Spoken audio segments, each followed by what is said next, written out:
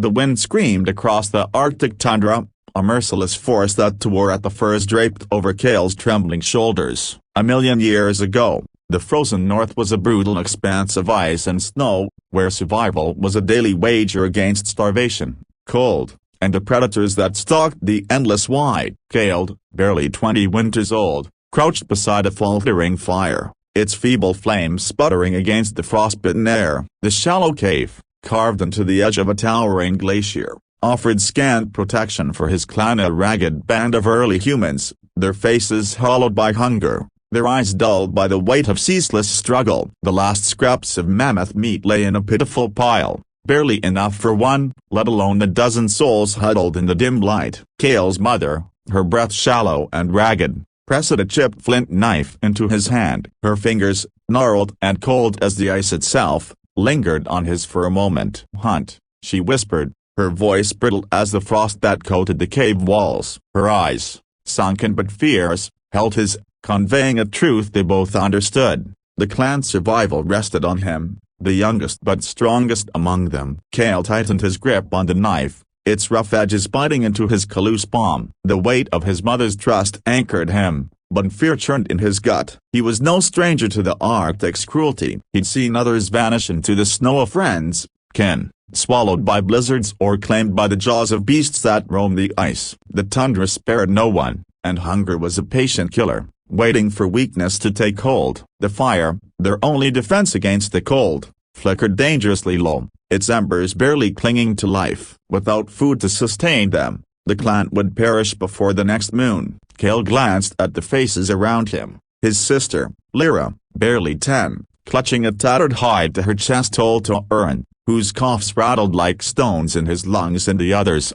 their bodies frail but their spirits unbroken. They looked to him, not with hope, but with a grim expectation. He was their hunter, their provider, and there was no room for failure. He rose, wrapping his feet in strips of mammoth hide, the leather stiff and cracked from use. His furs, patched together from the pelts of past kills, smelled of smoke and blood, a reminder of the endless cycle of survival. The cave's mouth yawned before him, revealing a world blurred by swirling snow. Stepping into the storm was like plunging into a frozen sea, the wind slicing through his layers as if they were nothing. The Arctic was a living entity, vast and unforgiving, its beauty as deadly as its wrath. Cale squinted against the whiteout, his breath forming clouds that froze instantly on his beard. Somewhere out there was a caribou, musk ox, or, if luck turned against him, nothing but snow and death. He adjusted the sling of his spear across his back, its wooden shaft worn smooth by his hands, and tucked the flint knife into his belt. The tools were crude, but they were all he had, honed through generations of trial and error. The snow crunched under his steps, each one sinking deep into the drifts. The cold seeped into his bones, a dull ache that never fully left, even in the rare moments of warmth by the fire. He moved with purpose, scanning the ground for signs of life. Tracks were fleeting in the Arctic, erased by wind as quickly as they appeared. His eyes, trained by years of necessity, caught faint indentations in the snow. A herd of caribou, perhaps, or a lone straggler separated from its kin. The tracks were fresh, no more than an hour old, but already the storm was filling them with powdery snow. Cale's heart quickened. A caribou could feed the clan for days, its hide and bones offering warmth and tools. But the hunt was never certain. The Arctic was a land of shadows and illusions, where hope could lead to ruin as easily as to salvation. He followed the tracks, his breath labored as the wind pushed against him, a giant's hand trying to force him back. The tundra stretched endlessly, broken only by jagged outcrops of ice and the occasional skeletal tree, stripped bare by the elements. Cale's thoughts drifted to his father, lost 2 winters ago to a hunt gone wrong. The memory was sharp, the man's strong frame disappearing into a blizzard, his spear found later, half buried in snow beside the mauled remains of a musk ox. Cale had been too young to join him then, but the lesson was clear: hesitation meant death. He pushed the thought aside, focusing on the tracks. They veered toward a shallow valley, where the wind was less fierce, and the snow lay thinner. His fingers, numb despite the furs wrapped around them, flexed to keep the blood moving. The cold was a thief, stealing strength and clarity, and Cale knew he had only hours before his body would begin to betray him. The tracks grew clearer, the caribou's hoof prints distinct in the softer snow of the valley. Cale slowed,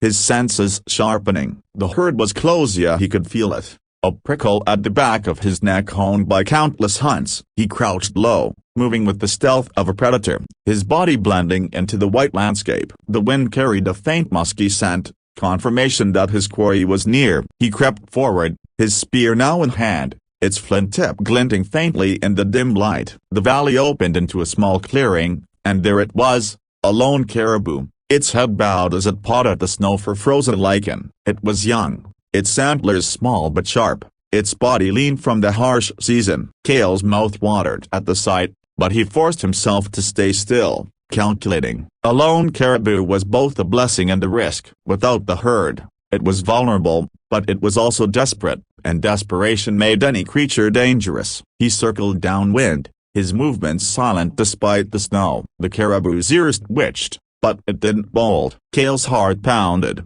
a drum beat in his chest. He was close now, close enough to see the steam rising from the animal's flanks. His spear felt heavy, its balance familiar but never comforting. A single misstep, a moment's hesitation, and the caribou would flee, or worse, turn and fight. He'd seen hunters gored by antlers, their bodies left broken in the snow. Cale tightened his grip, his muscles coiling. He had one chance. The caribou lifted its head, its dark eyes scanning the horizon. Cale lunged, his spear arcing through the air. The flint tip struck true, piercing the animal's side, but the caribou was faster than he'd expected. It bucked, its antler catching his arm, tearing through fur and flesh. Pain flared, hot and sharp, but Cale didn't falter. He yanked the flint knife from his belt and drove it into the caribou's neck, twisting until the beast collapsed, its legs kicking weakly in the snow. Blood stained the white ground, warm and steaming, as Cale dropped to his knees,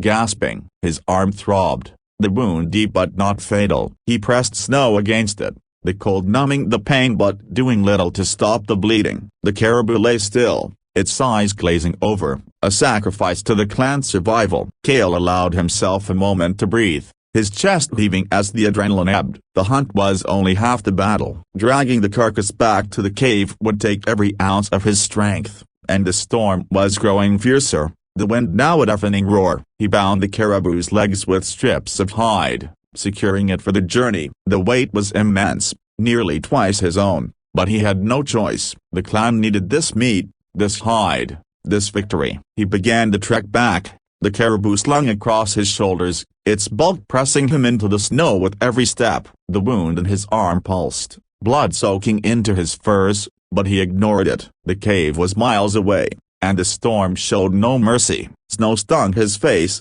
blinding him, and the cold sank deeper, threatening to lock his joints. He thought of Lyra, her small hands clutching the hide, her trust in him unspoken but absolute. He thought of his mother, her whispered command echoing in his mind. He thought of the fire, its warmth a distant memory. Each step was a battle, each breath a defiance of the Arctic's will. The tracks he'd followed were gone now, erased by the blizzard, but Cale knew the way by instinct, by the shape of the glacier's edge and the faint landmarks etched into his memory. Hours passed, or perhaps only minutes as so time blurred in the whiteout. His legs burned, his vision swam, but he kept moving, driven by a stubborn refusal to fail. The cave's outline emerged through the snow, a dark slash against the ice. Cale stumbled forward, the caribou's weight nearly breaking him. He reached the entrance, collapsing to his knees as the clan rushed to him, their voices a mix of relief and awe. His mother's eyes met his, her frail hand touching his face. "You did it," she murmured, and for the first time in days, the clan's faces held something like hope. The fire would burn tonight, and they would eat. But as Cale caught his breath, a low growl echoed from the starmouth, a reminder that in the Arctic, survival was never a promise, only a fleeting reprieve.